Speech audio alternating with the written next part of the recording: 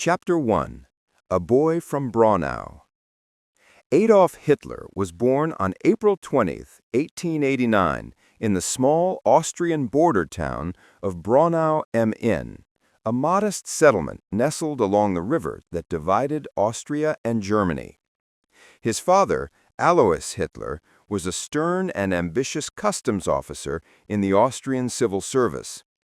His mother, Clara Polzel, was a gentle and deeply religious woman, devoted to her children. The family's life was not remarkable. They belonged to the lower middle class, moving from one small Austrian town to another as Alois sought promotions within the bureaucracy. Alois was strict, authoritarian, and often violent. He demanded obedience and discipline from his children, and expected Adolf to follow in his footsteps and join the civil service. But young Adolf was defiant, sensitive, and withdrawn. He disliked his father's rigidity and despised the idea of a bureaucratic life.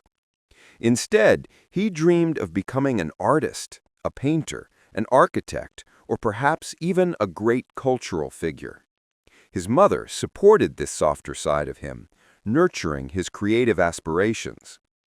The tension between father and son was a constant storm within the household. Adolf's death in 1903, when Adolf was just 13, freed him from the pressure of paternal authority, but also left the family in precarious circumstances. His beloved mother's illness, breast cancer, would consume the following years. When she died in 1907, Adolf was devastated. He would later speak of her with rare tenderness, saying, "I honored my father, but I loved my mother."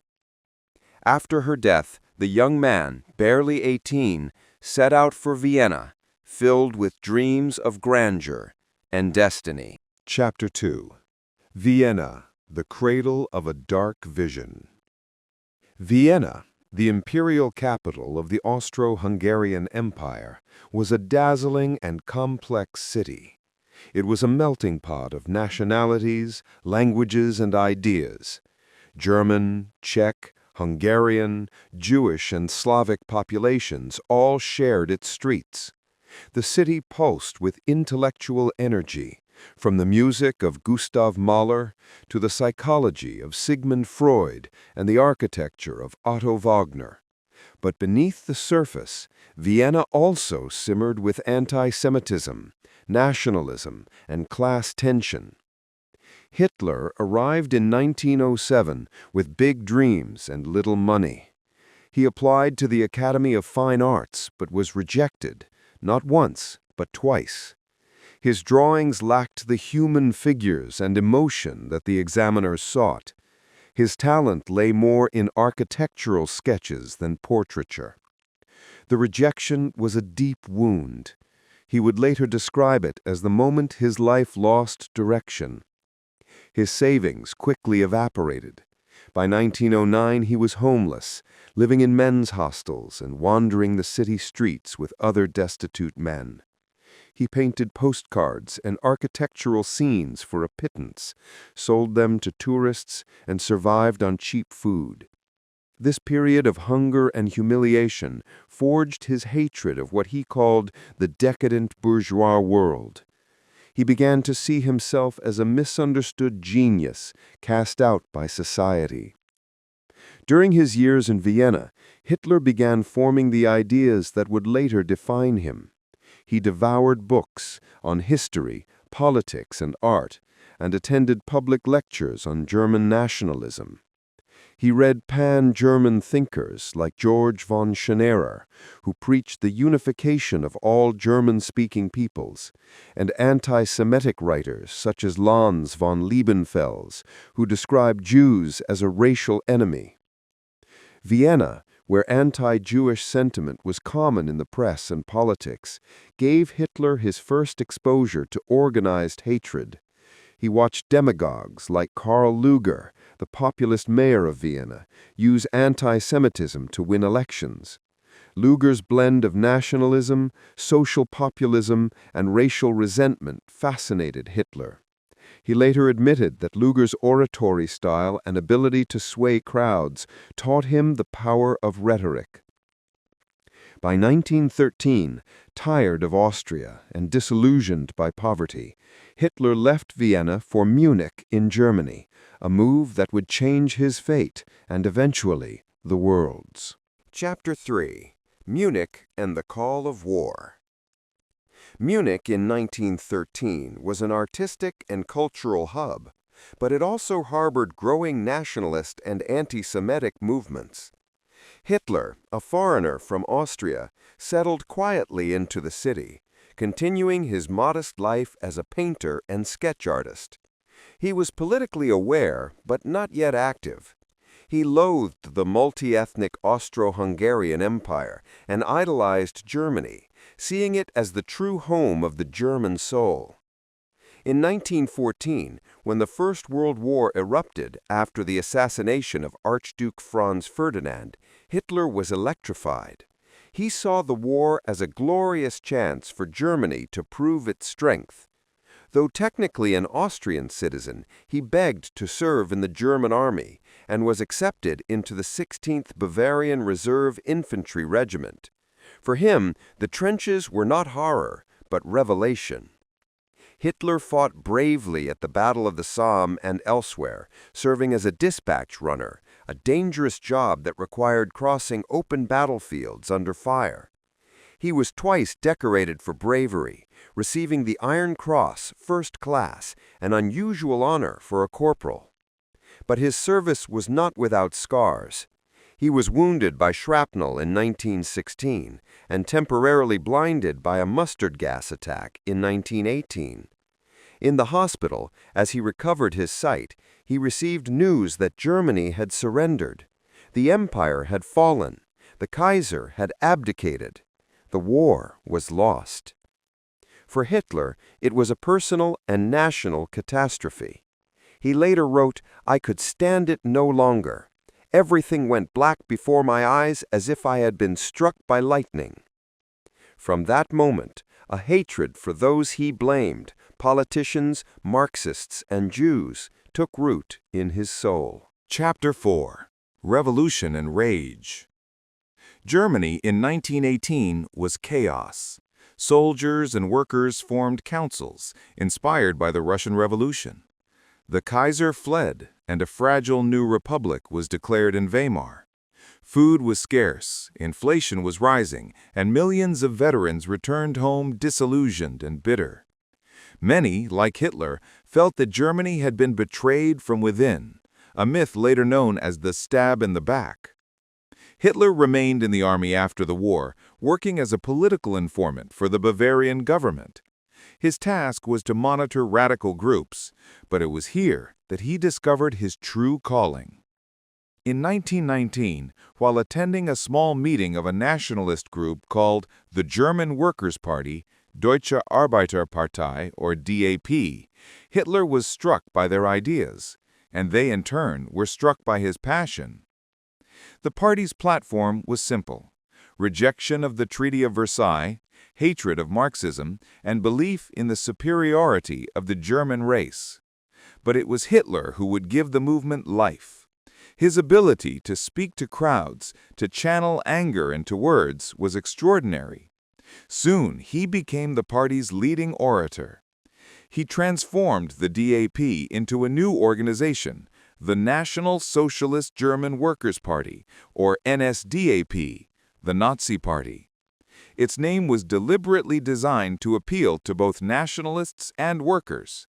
The swastika became its symbol, an ancient sign reimagined as the emblem of a new Germany. Chapter 5. The Birth of the Führer. By 1920 to 1921, Hitler had become the dominant force within the Nazi Party.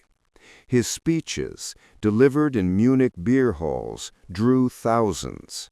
He railed against the Treaty of Versailles, the humiliating peace agreement that stripped Germany of territory and dignity, and denounced Jews, communists, and international bankers as the architects of Germany's misery. His voice was hypnotic, his gestures theatrical, his words charged with apocalyptic conviction. In February 1920, Hitler unveiled the party's 25-point program, a mixture of nationalism, socialism, and racism. It demanded the unification of all Germans, the exclusion of Jews from citizenship, the nationalization of large industries, and the abolition of unearned incomes. It was radical and vague, deliberately so, allowing followers to project their frustrations onto it. In 1921, Hitler became the official leader, Führer, of the Nazi Party. Under his control, the movement grew rapidly, especially among disillusioned veterans and the lower middle class, those hit hardest by economic collapse and social upheaval. He also formed the Sturmabteilung, or stormtroopers, a paramilitary wing that fought street battles against communists and protected Nazi rallies. Violence became part of the movement's identity. Chapter 6: The Munich Crisis and the Beer Hall Putsch. The early 1920s were years of crisis for Germany. Hyperinflation destroyed the economy, money became worthless, and people carried wages in wheelbarrows. In 1923, when France and Belgium occupied the Ruhr industrial region to force reparation payments, Germany spiraled into chaos. Many Germans believed the Weimar Umbrament was weak and treacherous. Hitler saw his chance. Inspired by Mussolini's successful March on Rome in 1922, Hitler decided to attempt his own coup in Bavaria. On the night of November 8, 1923, he and his followers stormed a beer hall in Munich, where local government officials were meeting. Brandishing a pistol, Hitler proclaimed a national revolution and declared the formation of a new government. But the coup, known as the Beer Hall Putsch, quickly collapsed. The police opened fire on the marchers the next day, killing 16 Nazis. Hitler fled, was arrested 2 days later, and charged with treason. Yet this apparent failure became his first great success. At his trial, Hitler turned the courtroom into a stage. He spoke for hours, defending his actions as patriotic and accusing the government of betraying Germany. The judges, sympathetic to his nationalism, gave him a light sentence, 5 years in prison, of which he served only 9 months. During this time, in Landsberg prison, he wrote Mein Kampf, My Struggle, part autobiography, part ideological blueprint for the future. In it, Hitler laid out his worldview, that history was a racial struggle, that the Aryan race was superior, and that Jews were the eternal enemy. He also described his belief that Germany must expand eastward to gain Lebensraum, living space. When he was released in 1924, he was no longer just an agitator. He was a national figure. The Nazi Party had been banned temporarily, but Hitler's ideas had spread like wildfire through a wounded nation. Chapter 7: Rebuilding the Movement. When Adolf Hitler walked out of Landsberg prison on December 20, 1924, he was a changed man. Prison had given him time to reflect, to turn his failure into strategy. The Beer Hall Putsch had taught him that power could not be seized by force. It had to be achieved legally through the institutions of the state. His time in prison had also made him famous. Mein Kampf, though not an immediate bestseller, circulated widely among nationalist circles. It presented Hitler as a visionary, a martyr for the German cause. The Weimar Republic, meanwhile, remained fragile. The economy had temporarily stabilized with the DOS plan, but underneath the surface lay resentment, fear, and humiliation. Hitler's first challenge was to rebuild his shattered Nazi Party. The NSDAP had been banned after the putsch, and many members had drifted away. But Germany was a nation ripe for political revival. Veterans associations, nationalist groups, and anti-communist leagues were proliferating, each searching for direction. Hitler offered unity, a sense of mission. In 1925, he formally refounded the party, declaring himself its unquestioned leader. He also created a new elite guard unit, the Schutzstaffel, or SS, initially as Hitler's personal bodyguard. At the time, it was a small offshoot of the SA, but it would later become one of the most feared organizations in the world. Hitler realized that the road to power required patience, discipline, and propaganda. He ordered that the Nazi Party would pursue power through elections, not revolution. The strategy was simple: gain influence legally, exploit democracy to destroy it from within. To do this, Hitler built a movement that was more than a political party. It was a social phenomenon. Nazi rallies, with their banners, uniforms, and martial music, gave members a sense of belonging and purpose. The swastika became a symbol of defiance against the Weimar Republic, and the Heil Hitler salute a gesture of unity. Though the Nazis remained a minor party through much of the late 1920s, their organization was formidable. By 1928, they had built a nationwide network of propaganda offices, youth groups, women's leagues, and labor organizations, all under Hitler's tight control. But it would take another national catastrophe to catapult them into the mainstream. Chapter 8: The Great Depression and the Seizure of Opportunity. In October 1929, the New York Stock Exchange crashed. The shockwaves reached Europe within months. American loans, which had propped up Germany's economy, were suddenly withdrawn. Factories closed, banks collapsed, and millions were thrown out of work. By 1932, 6 million Germans were unemployed, nearly one-third of the labor force. Hunger and desperation returned. For many, the democratic government seemed powerless, its coalition parties paralyzed by infighting. Extremist movements, both communist and nationalist, gained ground. Amid this turmoil, the Nazis' message found fertile soil. Hitler presented himself as Germany's savior.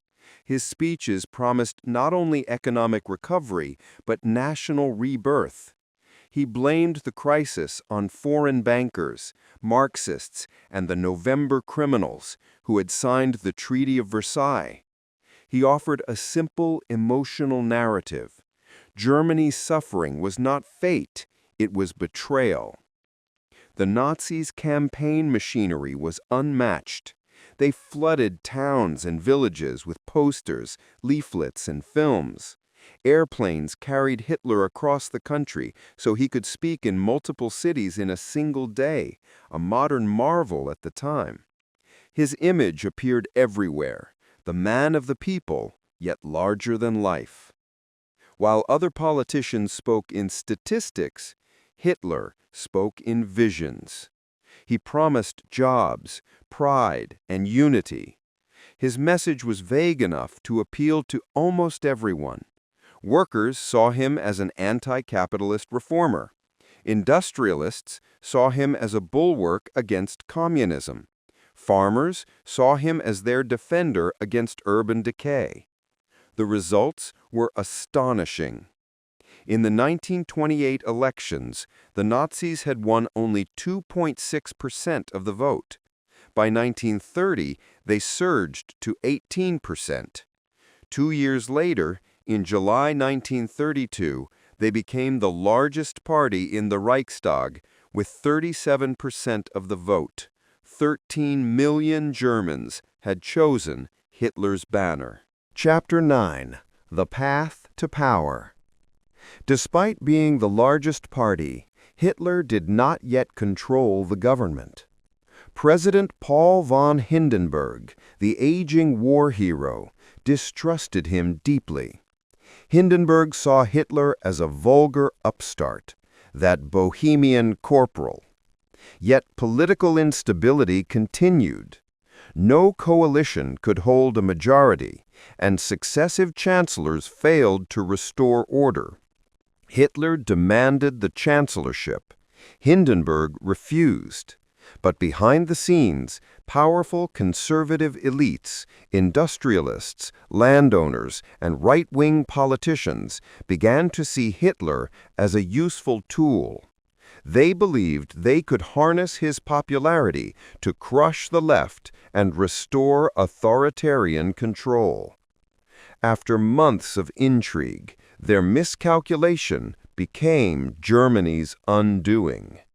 On January 30, 1933, Hindenburg appointed Adolf Hitler as Chancellor of Germany. The conservatives thought they could control him. Instead, they had opened the gates to dictatorship. Within days, Hitler began dismantling the Republic. Chapter 10. Fire and Fear. On February 27, 1933, the Reichstag building in Berlin went up in flames. The Nazis immediately blamed the Communists, calling it proof of a vast conspiracy. Whether the Nazis orchestrated it remains debated, but the outcome was clear. Hitler seized the moment. The next day, Hindenburg signed the Reichstag fire decree, suspending civil liberties, freedom of speech, and the press. Thousands of communists and political opponents were arrested. Terror became a tool of policy. In March 1933, Hitler pushed through the Enabling Act, giving his cabinet the power to pass laws without parliamentary consent, in effect legalizing dictatorship. The act required a two-thirds majority, which Hitler secured through intimidation and the arrest of opposition deputies. When the vote passed, Hitler stood in the Reichstag and declared the birth of a new era. Germany's fragile democracy was dead. Chapter 11. Gleichschaltung. The Nazification of Germany. The years that followed saw the systematic transformation of every aspect of German life. Hitler called it Gleichschaltung, coordination or synchronization. All institutions were brought under Nazi control. Trade unions were abolished and replaced with the German Labor Front. Political parties were banned. The Nazi Party became the only legal organization. The press was censored. Films, music, and literature were controlled by Joseph Goebbels' Ministry of Propaganda. The Hitler Youth indoctrinated children with the ideals of racial purity and loyalty to the Führer. The SA, led by Ernst Röhm, grew to millions and became increasingly unruly. Röhm dreamed of a people's army that would replace the regular military, a threat to both the army and Hitler's authority. In June 1934, Hitler struck decisively. In a purge known as the Night of the Long Knives, Röhm and hundreds of perceived rivals were executed. The army, relieved and grateful, pledged loyalty to Hitler personally. When President Hindenburg died 2 months later, Hitler merged the offices of President and Chancellor, declaring himself Führer and Reichschancellor. Soldiers now swore allegiance not to the Constitution, but to him. The transformation was complete. Adolf Hitler had become the supreme ruler of Germany. Chapter 12. The Cult of the Führer. Hitler's regime was not sustained by fear alone. It was also built on adoration. Nazi propaganda turned him into a near-mythical figure, the savior of Germany. His image was everywhere, in classrooms, on walls, in prayer books. School children learned songs of devotion. Women wrote him letters of worship. For many Germans, especially those who benefited from the early years of Nazi rule, Hitler seemed to deliver on his promises. The economy revived as rearmament and public works, like the construction of the Autobahn, created jobs. The shame of Versailles was cast off. Germany felt powerful again. Hitler's foreign policy successes deepened the illusion. In 1936, he remilitarized the Rhineland, defying the treaty. Britain and France protested, but did nothing. Later that year, he allied with Mussolini's Italy, forming the Axis powers. In 1938, he annexed Austria, the Anschluss, fulfilling his dream of uniting all Germans under one Reich. Crowds in Vienna cheered as Nazi troops marched in. That same year, Hitler turned his gaze to Czechoslovakia. He demanded the Sudetenland, a region with a large ethnic German population. European leaders, desperate to avoid war, met with him in Munich. British Prime Minister Neville Chamberlain returned home proclaiming "peace for our time," having agreed to Hitler's demands. Within 6 months, Hitler occupied the rest of Czechoslovakia anyway. Europe had been warned and ignored the warning. Chapter 13. The Road to War. By 1939, Hitler's ambitions were no longer confined to reversing Versailles. He sought a vast empire, a racially pure German realm stretching across Eastern Europe. To achieve it, he needed war. In August 1939, he stunned the world by signing the Molotov-Ribbentrop Pact with his ideological enemy, the Soviet Union. The two powers secretly agreed to divide Poland between them. It was a temporary marriage of convenience, a pause before inevitable conflict. On September 1, 1939, German forces invaded Poland. 2 days later, Britain and France declared war. The Second World War had begun. In the early years, Hitler's armies were unstoppable. Poland fell within weeks.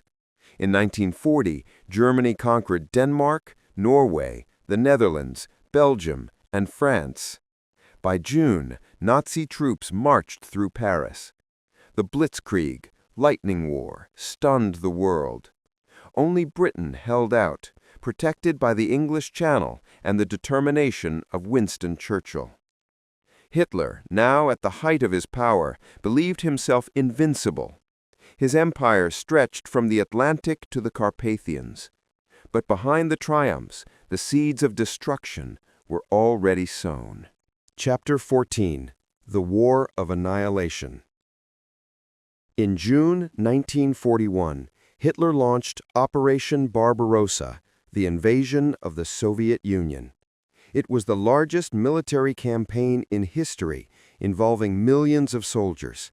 Hitler saw it as a war not merely for territory, but for ideology, a crusade against Judeo-Bolshevism. The war in the East was fought with unparalleled brutality. German soldiers were ordered to show no mercy. Millions of Soviet prisoners were starved or executed. Behind the front lines, the Einsatzgruppen, mobile killing units, carried out mass shootings of Jews, communists, and civilians. Entire villages were exterminated. What began as mass murder soon evolved into systematic genocide. Chapter 15. The Holocaust.